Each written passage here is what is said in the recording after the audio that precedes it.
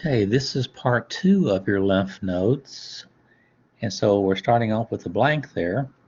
And what goes in that blank is going to be this organ right here, the spleen. S-P-L-E-E-N. The largest mass of lymphatic tissue, approximately 5 inches long. So it's a pretty big organ. It's a blood reservoir for approximately 30% of your blood. So it does store quite a bit of blood in there. Now the blood is moving through, but it has about 30% of your blood contained in this organ called your spleen. Upon stimulation by the sympathetic nervous system, this blood can be released from the spleen. So the blood that be released from this spleen would be used to make up for the blood lost from your body due to like maybe a hemorrhage or something where you got cut and you lost a lot of blood. This spleen, some things it does: destroys old red blood cells by phagocytosis, returns the iron to your system. The byproducts of hemoglobin, which are bilirubin, biliverdin, are sent to the liver to be broken down. These pigments give waste materials their characteristic colors. I had a friend whose dog's name was Bilirubin. It was a golden retriever because urine is a golden color.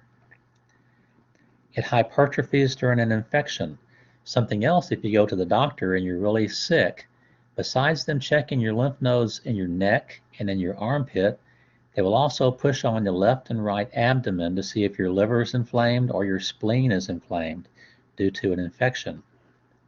It enlarges to produce more white blood cells to fight infection. So that's why they would test that. It would be painful, and it would also be larger and harder. It atrophies in old age. That means it starts to get smaller and less functional. You've built up all the memory beads you're going to use for the rest of your life. The immune system efficiency decreases as you age. Like I told you earlier, if you take care of your immune system, it'll be for you longer or later in life. If you're helter-skelter and getting sick all the time with bad hygiene and bad health practices, your immune system is going to be worn out, just like wearing out a car. It will not be there for you later in life. You'll be sick a lot more as you get older. So let's look up here. Here's the thymus up here, this little green organ in the neck. Remember, it's kind of between the lungs. Very large and active in children. For T cells, remember the T cells are 80% of your circulating antibodies, circulating lymphocytes are T cells. And this is why kids get sick so much when they're little, is that they don't have an immune system built up. They have to build their own immune system. And so this thymus is very important, most active during youth. They're constantly getting sick because they're being exposed to foreign antigens that you've already been exposed to many times in your life. And if you ever get it again, you're going to have a very, very reduced symptomatic event for you. Atrophies after puberty, so it starts to get smaller after you've reached puberty. You should have been exposed to everything you're going to be exposed to in the area that you grew up in. And like it says, produces T cells. Well, the T stands for thymus, where the cells originate. And look up a little higher, we have tonsils. It says tonsils in the pharyngeal region. Tonsils, large nodules in the walls of the pharynx, contain many phagocytes. Okay, let's look at the first one. Pharyngeal tonsils, pharynx, that's your throat, located in the nasopharynx area. Okay, so these are high, okay? These are called adenoids. These are high up to where your nasal cavity joins the back of your throat. So it's above the soft palate in the back of your throat. Number 2 is palatine tonsils. P-A-L-E-T-I-N-E, tonsils. Palate, you have a hard palate and a soft palate, located at the back of the oral cavity along the boundary with the pharynx. So on the back of your throat, left and right, you're going to have your palatine tonsils. These are the ones that you end up having removed with tonsillectomies. If you've ever had a really bad throat infection, like from sinus drainage or tonsillitis, you can see these tonsils and they look like little white cocoons. And if you have let's say if you don't have tonsillitis, but you have a really bad sinus drainage and your throat's real sore, go to the mirror Open your mouth real wide, get your flashlight, shine it into the mirror to illuminate the back of your mouth, and you'll see two little white cocoons down at the base of your tongue on left and right, and you'll see where your tonsils are. A lot of times, if it's just from sinus drainage, they'll be white with red streaks on them, like blood vessels. Then you have the lingual tonsils, the third pair, located at the base of the tongue. So there's another set that's kind of on the side and down also. They're kind of close to the pharyngeals. The palatines, I'm sorry. They're an immediate defense mechanism against anything you might breathe or ingest, because what you eat, what you drink, and when you breathe through your nose or your mouth, those materials, air and water, or liquids and food materials, are going to go sliding past these tonsils. So they are your first line of defense. And if they become too sensitive, that's when you have to have something removed. Okay, something removed, like tonsillectomy. A foreign antigen will trigger an immediate response. Your immune system begins here. Okay, good. Now, some non-specific defenses.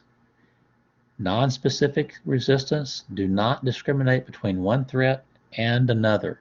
So it's just a defensive barrier for anything in particular getting into your body, to your tissues below the surface.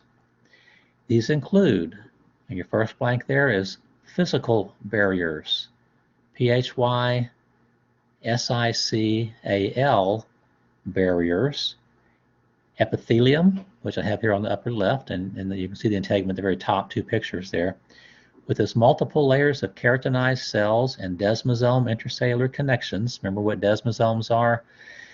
They're those protein filaments that go between cells, and they're locked together with plaques on the inside of both cells, and so the cells can't be separated. So foreign agents like bacteria can't get in between the cells to your tissues below.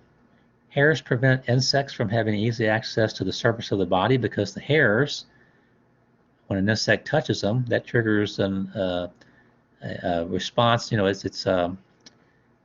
Receptors will pick up that touch, and you'll be alerted that something's crawling on the surface of your body. Secretions from the sebaceous glands, these oil glands here, these ones in your armpit, this yellow one, and all the white ones are in your armpits, your soles of your foot, your hands, your scalp, this kind of stuff. So secretions from sebaceous and sudoriferous. Sebaceous are sweat glands, sudoriferous,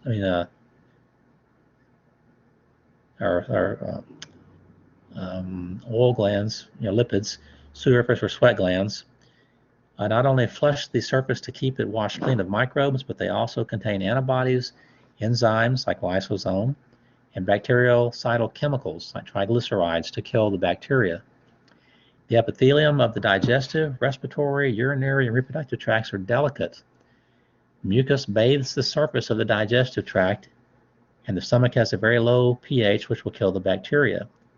Mucus moves over the lining of the respiratory tract, urine flushes out the urinary tract, and glandular secretions clean the reproductive tract. So these are secretions that are going to trap or capture bacteria that are trying to get into the area and flush them out of your system. So they don't have access. They go out with the mucus, basically. The next blank is phagocytic cells, like I have on the three little images on the lower left, and then there's also some in the lungs on the right. So phagocytic cells, PHAGOCYTIC cells, engulf microorganisms and damage cells. They engulf them. That means cell eating. Phagocytosis is cell eating. Microphages, MICROPHAGES, like these neutrophils and eosinophils, are normally found in circulation and can easily leave the bloodstream and enter into the peripheral tissues. That's by diapedesis. Neutrophils are abundant, mobile, and phagocytic, 65%. Eosinophils target foreign cells or pathogens which have been coated with antibodies. So they're attracted to cells that have been pre-treated. You have some components that we'll look at called complement and properdins that will coat those foreign antigens, and they act as an attractant for white blood cells. Your next blank, macrophages, M-A-C-R-O-P-H-A-G-E-S, mostly monocytes, and I put those at the bottom there. Phagocytose foreign objects or secrete lysozyme. It's a destructive enzyme that lyses and bursts cells. Hydrogen peroxide, which is toxic to bacteria, or several other factors into the interstitial fluid to destroy the foreign bodies. So they have chemicals like enzymes that they can secrete to destroy the bacteria. Now over here on the right-hand side, we have some fixed macrophages, F-I-X-E-D. They stay put. They don't leave the inside of the lungs, in this case, inside the alveoli. It says microglia, Kupffer cells, well, we'll talk about those later, are stationary in their tissue and do not leave them. There's some in the lungs, which I show here, the liver, brain, spleen, lymph nodes, and bone marrow. Those are fixed. They stay put. Free macrophages travel throughout the body. They are derived from monocytes of the blood. So we have fixed and free macrophages. Fixed stay in the tissue. The free can migrate around. Now here is something showing diapedesis. So number 3, that blank is D-I-A-P-E-D-E-S-I-S.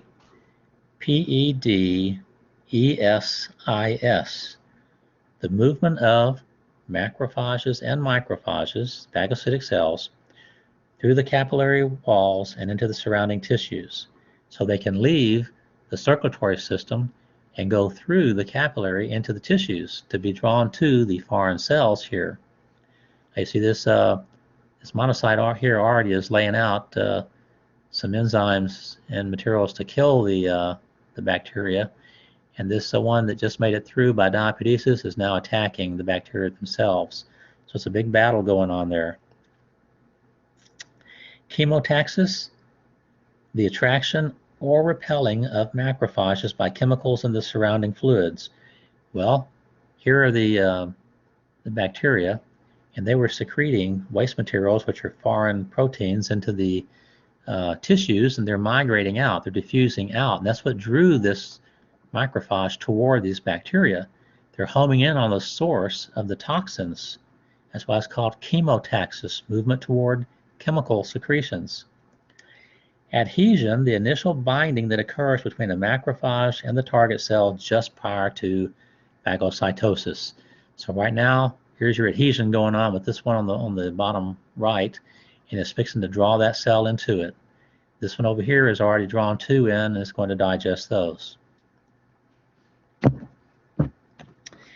Immunological surveillance, the constant monitoring of the tissues by natural killer cells.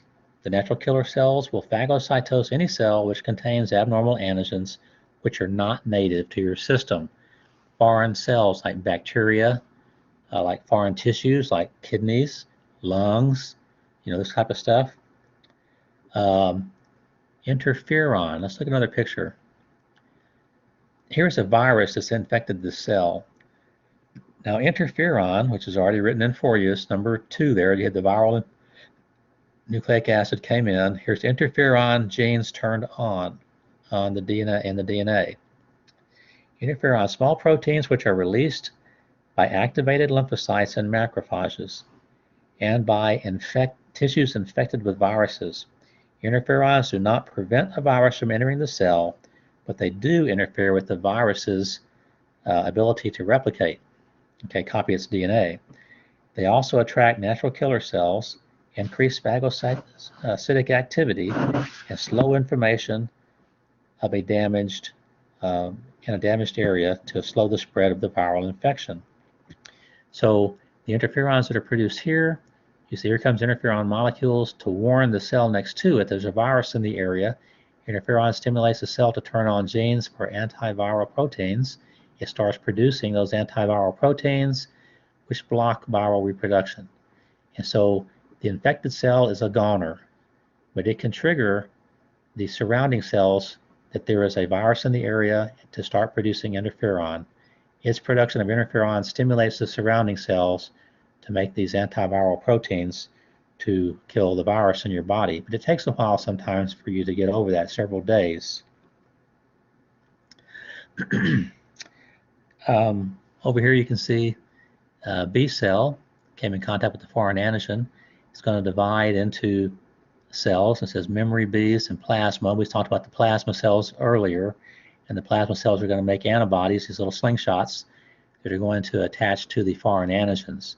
The memory Bs are what you're going to use for a future infection of the same thing. That's what we as adults have built up, and when we come in contact with the infective agent again, our memory Bs will immediately become plasma cells and make antibodies immediately. So we don't have a long turnaround for making antibodies to kill that bacteria once it invaded our body again. Now there's something called complement.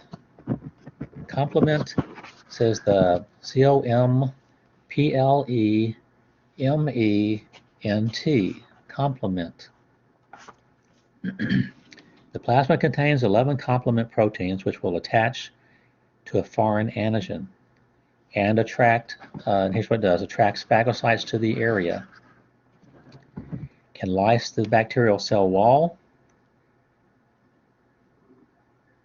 can promote inflammation, inactivate a virus, make a bacteria more susceptible to phagocytosis.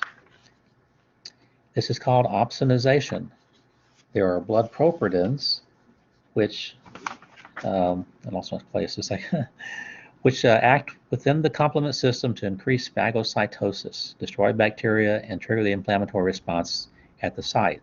So proprutins are going to bind to the foreign cells like complements do, and they increase the phagocytosis ability of that cell. They make it more visible to your immune system, and the phagocytes can find those cells a lot easier with the complement and the protein bound to the surface.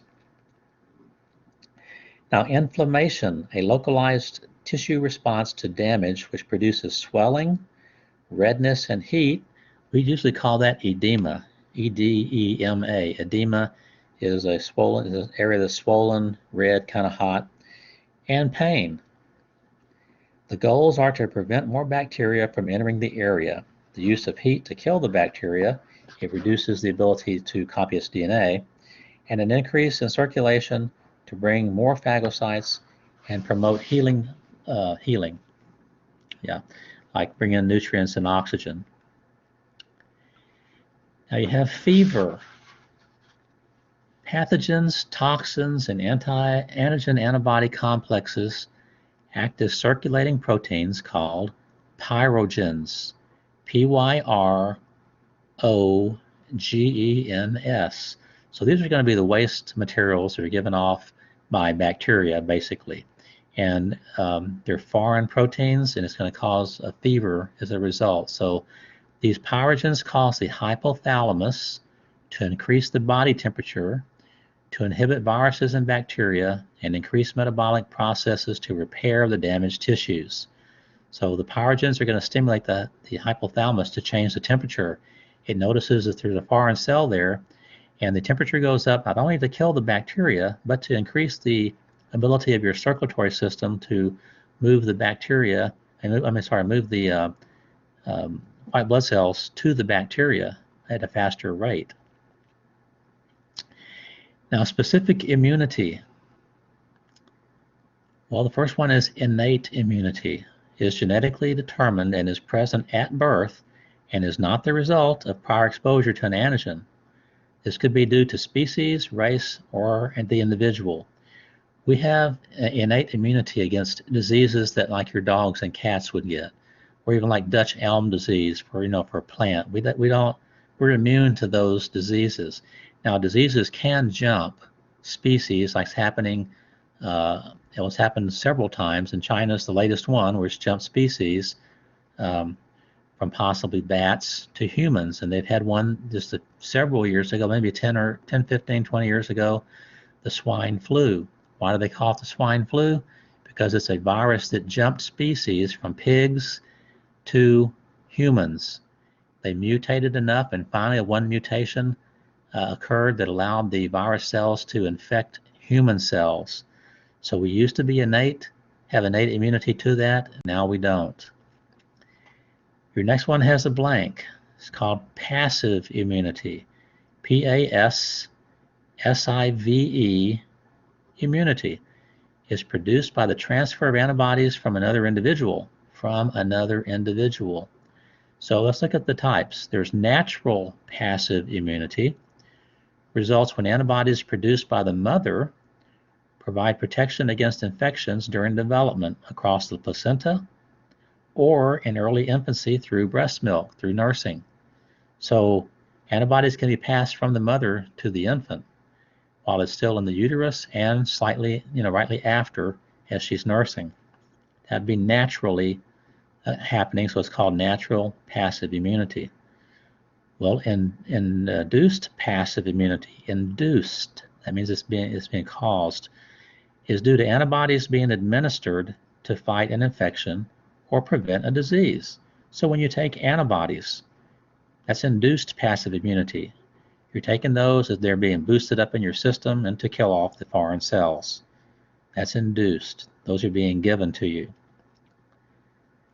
Well, there's another one, active immunity, A-C-T-I-V-E, immunity, active immunity, occurs as a result of being naturally exposed to an antigen. It's called naturally acquired immunity. This is when you get sick because you've been exposed to a bacterium and it got you sick. Immunizations, called vaccinations, to prevent disease are a type of induced active immunity because what they're giving you is weakened or killed pathogen so that your immune system has a chance at fighting it off easily. It can easily, make antibodies against it because it's either dead, the pathogen's dead, or it's so weak that it doesn't have a chance to recover before your immune system kills it off and makes antibodies against it. Specificity has some terms here. The antigen size and shape determine which lymphocyte will respond to it. The T and B cells have receptors which will bind to one specific antigen, ignoring all others. Antibodies produced by the plasma cells are equally specific. They are produced for a specific antigen. So it's like one antibody, one antigen.